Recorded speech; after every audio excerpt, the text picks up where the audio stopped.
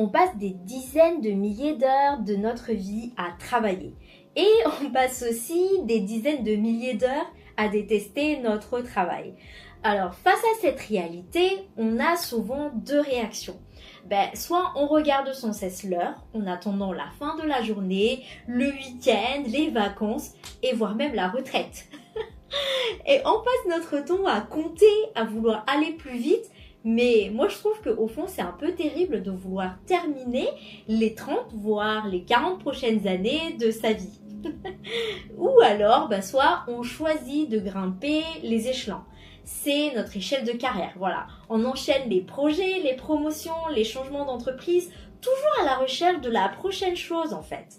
Et surtout en ce moment, pour les jeunes, entre 20 et 30 ans, on bouge beaucoup, on teste, on change. Mais quand on bouge beaucoup, on n'a pas de stabilité. Un peu comme les escaliers de Poudlard. Quand tout bouge, on peut assez vite se sentir perdu. Aujourd'hui, ce qui nous différencie beaucoup des générations précédentes, c'est qu'on ne cherche pas seulement un travail pour vivre. On veut aussi qu'il ait du sens et qu'il nous fasse sentir bien. Et je trouve que c'est là le problème. Parce qu'on n'arrive pas à trouver du sens et on n'arrive pas à se sentir bien. Mais pourquoi ? Voilà. D'abord parce qu'on attend souvent trop de reconnaissance. On espère que les autres vont être reconnaissants à travers nous et c'est ça qui va donner du sens à notre travail. Alors qu'en réalité, personne n'a vraiment le temps d'être toujours reconnaissant envers notre travail. Parce que c'est à nous de le faire. Et du coup, si notre travail permet déjà d'aider une seule personne, c'est déjà énorme. Et il faut juste qu'on apprenne à être reconnaissant envers nous. Voilà. Parce que par exemple, dans mon cas, en tant que responsable HSE, si une seule personne se sent un peu plus en sécurité au travail, ça me rend super fière de mon travail. Et deuxièmement, il y a la comparaison et surtout avec les réseaux sociaux parce qu'on voit des gens qui semblent avoir des jobs parfaits parce qu'ils voyagent, ils profitent de leur vie, mais on oublie souvent tout le travail derrière ou même le fait que ce n'est pas toujours aussi parfait que ça en a l'air.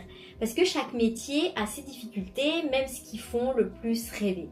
Par exemple, il y a longtemps, il y a un an, je rêvais de devenir une girl boss indépendante et libre. Et j'ai lancé une marque d'huile essentielle de Madagascar.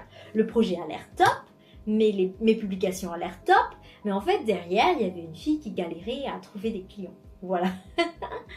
Enfin, troisièmement, il y a l'environnement de travail aussi. On ne peut pas s'épanouir dans un cadre négatif et c'est important de se poser la question, est-ce que mon environnement de travail est sain pour moi? Parce que notre bien-être dépend beaucoup de ça. Mais c'est quoi un environnement de travail sain? Moi, je trouve que c'est, à mon avis perso, c'est un environnement avec de la sincérité, avec de la reconnaissance, de la positivité, du sourire, de tout ça. Et vous allez me dire, mais est-ce que c'est possible ça? Mais avant de dire que c'est impossible, et si on essayait de le rendre possible? Voilà. Et c'est ça peut donner déjà du sens à notre existence au travail. Parce que pour rendre ça possible, essayons d'être un peu plus reconnaissants envers les autres, de sourire, d'être sincère, et c'est déjà pas mal. Il y a déjà du sens dans tout ça. Donc voilà, pour conclure, si ton travail est peut-être un peu difficile en ce moment, mais t'en as besoin pour vivre, tu n'as pas d'autre plan pour le moment, donc plutôt que de subir les heures de travail, tu peux essayer de leur donner du sens. Qu'est-ce que t'en penses ?